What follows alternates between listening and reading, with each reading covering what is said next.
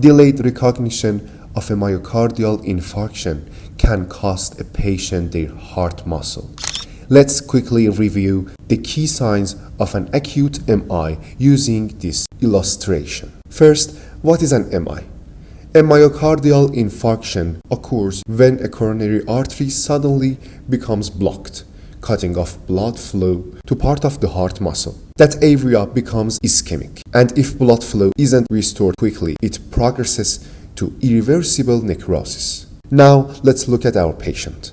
The first thing you will notice is that clutching his chest and his facial expression clearly shows severe pain. This is a classic presentation you should always remember. Chest pain is the hallmark symptom of an acute MI.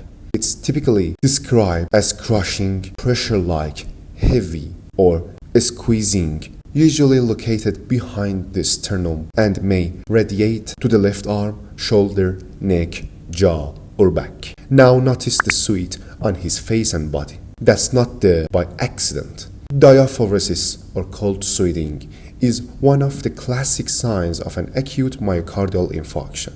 If you are finding this video helpful, don't forget to like it before we move on to the next key signs. Now look beside the patient. You will see a vomiting basin. That's a reminder that nausea and vomiting, especially in inferior wall MIs, are common presenting symptoms. So whenever chest pain is accompanied by nausea, vomiting, or a profound feeling of being unwell, you should strongly suspect an acute coronary syndrome. Next, check the cardiac monitor. The ECG shows ST segment elevation, indicating an ST elevation myocardial infarction, a true medical emergency requiring immediate reperfusion therapy.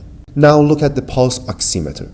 The oxygen saturation is 88% and the patient appears cyanotic. This reminds us that some patients develop hypoxemia because of severe left ventricular dysfunction or acute pulmonary edema, requiring close monitoring and oxygen therapy when indicated.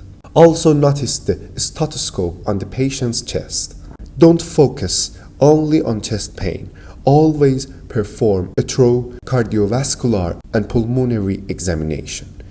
Patients with an acute MI may have pulmonary crackles due to pulmonary edema or develop new heart murmurs, which may indicate mechanical complications.